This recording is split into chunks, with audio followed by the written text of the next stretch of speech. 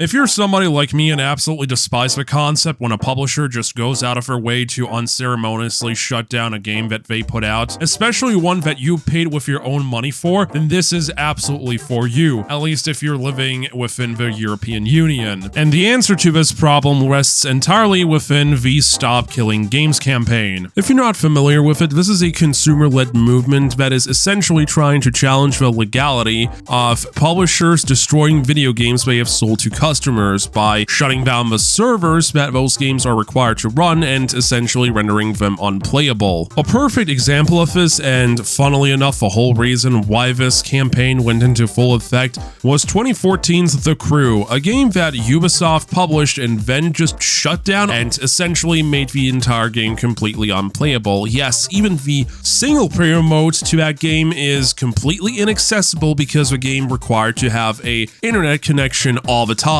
Which is a pretty bad issue, all things considered, that even a product that you can pay like a decade ago can just shut down anytime soon, and the thing that you want to access that you have paid for is completely unavailable, and you essentially are dealing with digital paperweight that you can't do shit about. And that is precisely what this campaign is trying to fight against, and our best shot at doing so is with the European Citizens Initiative. There's also a petition for those living inside of the United Kingdom, so if you live there, you can also sign that too, although chances of that going anywhere is probably next to nothing, to be completely honest, but we'll see what happens. The one that really matters is the one for the European Union, so if you're someone living within the European Union, I highly suggest you to go ahead and sign that initiative instead. And of course, if you're someone who's living outside of the European Union,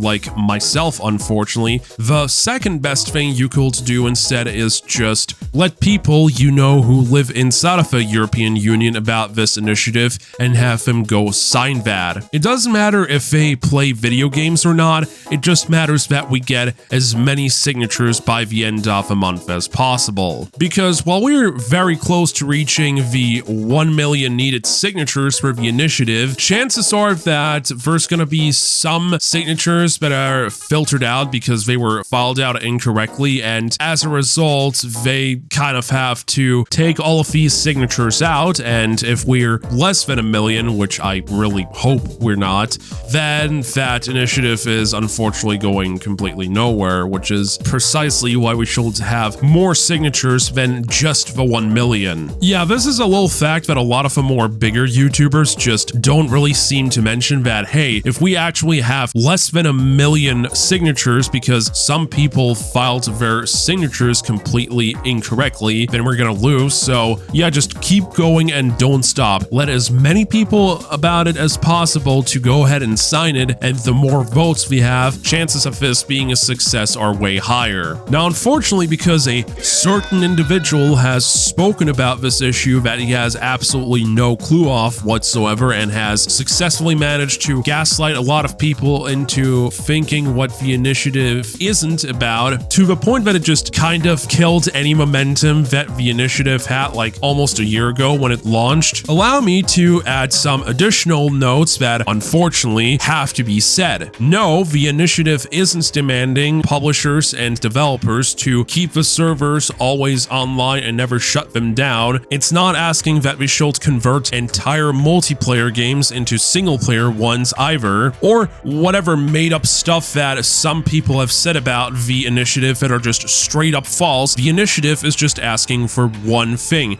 give us the bare minimum option that there is to let us continue playing the games that we paid with our money for. This could be in the form of giving the players a offline patch so that they can play the game at least in some way, shape, or capacity, or by giving out server binaries or whatever other tools that allow players to host their own servers, kind of like in the old days. All this initiative is asking for is giving us, the players, an option to keep playing our games that we paid for well after end of service, and not whatever nonsense people have come up and spread around to the point people actually believe that's what the initiative is asking for. Yeah, I kind of had to hammer in that point very well here just now because, again, there's so much misinformation about the campaign that is just straight up false, and it only felt right for me me to mention this inside of a video too, so, you know, what can you do? With all of this said and done, I'm going to put a link into the description of this video that leads to the official website where you can go ahead and sign the initiative as well as the UK petition if you're living in the United Kingdom. Speaking of which, that petition just reached 100,000 signatures as I'm recording this right now, which is very positive, although if something is going to come out of this, I am still very unsure about, but let's hope something good comes out of this as well. But like I said, the more signatures we have on the petition and the initiative, the better chances we have of winning this.